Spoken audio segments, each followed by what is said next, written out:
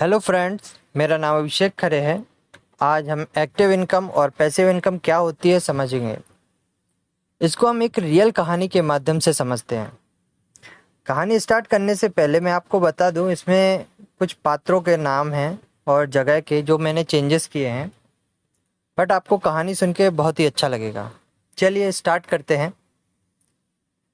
बहुत समय पहले की बात है। शिवांश और अयांश नाम के दो युवा लड़के, जो आपस में रिश्तेदार भी थे, भारत के एक छोटे से गांव के पास ही रहा करते थे। इनकी आपस में खूब पटती थी। इन दोनों को ही सपने देखने का शौक था। वे हमेशा ही ये बात किया करते थे कि कैसे एक ना एक दिन हम गांव के सबसे धनी व्यक्तियों में से एक बन जाएंगे। जैसा कि हमें भी लगता है, हम भी चाहते हैं कि एक ना एक दिन हम सब कुछ पा लेंगे, पर ऐसा नहीं हो पाता। शिवांश और अयांश बहुत ही मेहनती थे। बस उन्हें एक मौके की तलाश थी। एक दिन वह अवसर भी आ गया। गांव वालों ने यह तय किया कि उन्हें ऐसे दो लोगों को भाड़े पर रखना है जो पास की नदी से पानी भरकर ला सकें।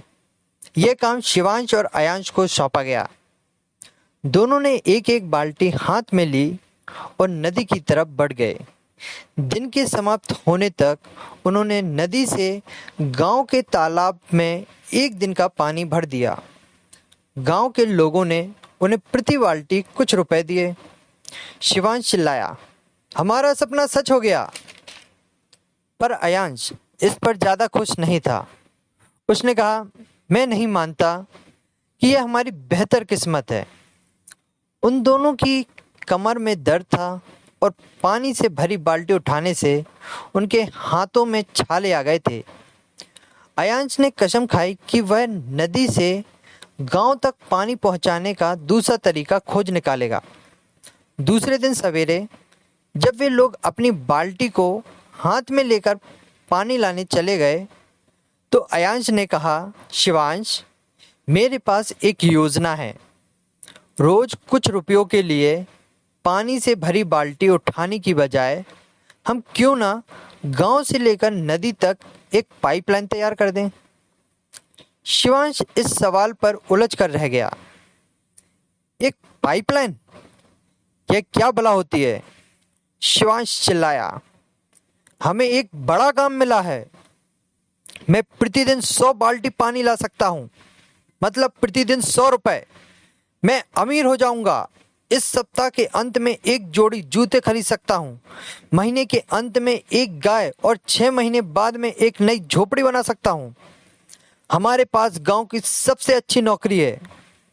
प्रत्येक सप्ताह के अंत में हमें छुट्टियां मिलती हैं। हम पूरी जिंदगी व्यवस्थित तरीके से गुजार सकते हैं। अपनी पाइपलाइन वाली बात को यहीं खत्म कर दो। पर अयांश इतनी आसानी से निराश होने वाला नहीं था। अयांश आधे दिन बाल्टी से पानी भरा करता था और आधे दिन और सप्ताह के अंत में पाइपलाइन तैयार किया करता था। वह जानता था कि चट्टानों के बीच पाइपलाइन तैयार करना एक कठिन काम था। वह यह भी जानता था कि आधे दिन काम करने से उसकी आमदनी भी कम हो जाएगी। वह यह भी जानता था कि इस पाइपलाइन का लाभ लेने में उसे वर्षों लग सकते हैं। पर अयांश को अपने सपने में विश्वास था और वह काम करता रहा। शिवांश और गांव के अन्य लोग उसे अयांश द पाइपलाइन मैन कहकर उसका मजाक उड़ाने लगे थे। शिवांश, जो अयांश की तुलना में 2 गुना कमाई कर रहा था, नई नई चीजों को खरीदने में व्यस्त था। शिवांश अपनी शामें और सप्ताह भर मौज मस्ती में गुजारा करता था, तो वहीं अयांश अपनी पाइपलाइन खोदने में व्यस्त था। पहले कुछ महीने में अयांश के प्रयासों का कुछ खास परिणाम नहीं दिखा, जबकि उसका काम काफी मेहनत वाला था। यहाँ तक कि शिवांश से भी ज्यादा मेहनत वाला, क्योंकि अयांश शाम में ही और सप्ताह के अंत में भी काम किया करता था। पर अयांश सदैव इस बात को स्मरण करता था कि कल के सपने का निर्माण आज के त्याग के बल पर ही किया जा सकता है।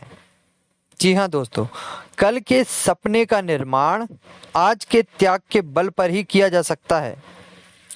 दिन प्रतिदिन वह एक समय पर 1 इंच ही खोद पाता था। 1 इंच के सहारे ही वह एक दिन अपने कार्य को पूरा कर लेगा और इसी उत्साह से वह चट्टानों की मिट्टी को खोदता जाता था।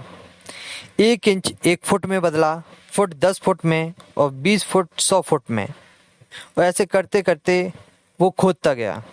जब भी वह दिन के काम से थका हुआ घर लौटता था तो वह मन ही मन सोचता था कि छोटे समय के लिए तकलीफ कुछ बड़ा प्राप्त करने के बराबर होती है।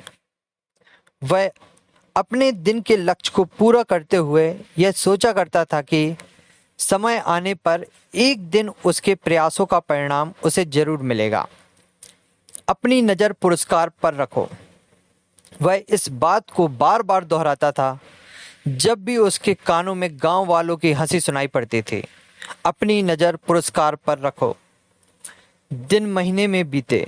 एक दिन अयांश ने यह महसूस किया कि उसकी पाइपलाइन आधी तैयार हुई है। इसका मतलब यह था कि अब उसे पानी भरने के लिए सिर्फ आधी दूरी चलना पड़ेगा। अयांश ने इस अतिरिक्त समय का उपयोग अपने पाइपलाइन पर तैयार करने में शुरू कर दिया। कार्य पूरे होने की तारीख नज़दीक आती जा रही थी। अपने विश्वास के दरमियान अयांश ने देखा कि शिवांश अब बूढ़ा दिखने लगा था। उसके कंधे पहले से ज़्यादा झुक गए थे। लगातार चलने के कारण उसके पैरों में तकलीफ होने लगी थी। शिवांश यह सोचकर बहुत गुस्सा हो जाता था कि उसे पूरी जिंदगी यह काम करना पड़ेगा। वह अपना अधिकांश समय अब मंदिरालय में गुजारने लगा था। जब वहाँ के लोग उसे आता देखते थे तो आपस में बात करते थे, देखो शिवांश बकेट में आ रहा है।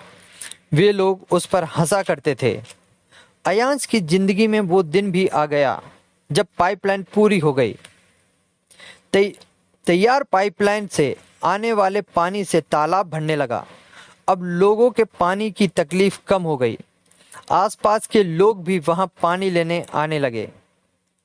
पाइपलाइन के पूरा होते ही अयांश ने बाल्टी से पानी लाना बंद कर दिया। अब वह काम करे या नहीं करे, पानी मिल सकता था।